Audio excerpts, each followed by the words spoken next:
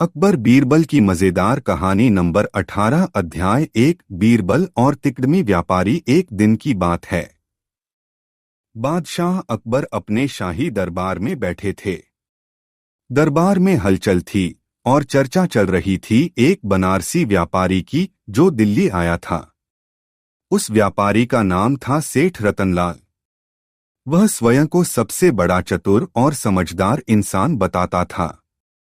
उसने यहाँ तक दावा कर दिया था कि बीरबल की चतुराई भी उसकी समझ के सामने फीकी है। अकबर ने यह बात सुनी तो मुस्कराए और बीरबल की तरफ देखा।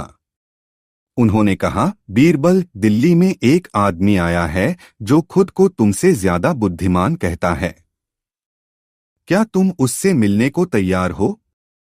बीरबल ने विनम्रता से मुस्कराते हुए कहा, जहां पनाह, ऐसे लोग आएंगे और जाएंगे, पर सत्य और बुद्धि की परीक्षा सदा दरबार में होती है।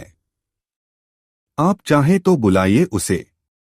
अकबर ने तुरंत सेठ रतनलाल को दरबार में बुलवाया। सेठ भारी वस्त्र पहने, महंगी अंगूठियों से सजे हुए दरबार में आया। उसकी चाल में घमंड साफ झलक रहा था। वह अकबर के सामने झुका और बोला, जहां पनाह, मैं बनारस का प्रसिद्ध व्यापारी रतनलाल हूं।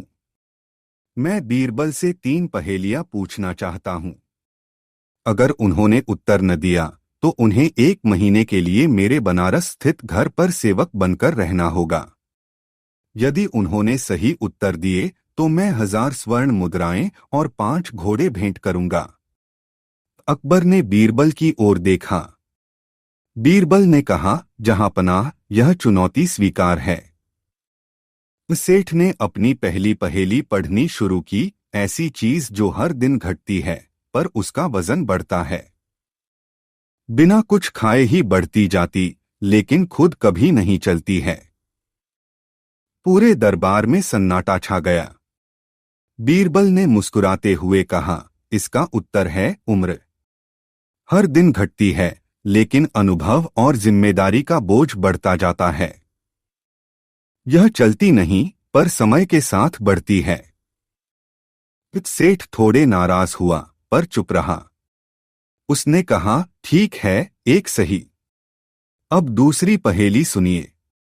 उसने दूसरी पहेली सुनाई। एक ऐसी चीज जो बिना जीभ के बोलती है, बिना पाँव के चलती है, बिना पंखों के उड़ती है और जहां जाती है खबर छोड़ जाती है। बीरबल ने बिना देर किए जवाब दिया, यह है अफवाह। इसके पास ना जुबान होती है,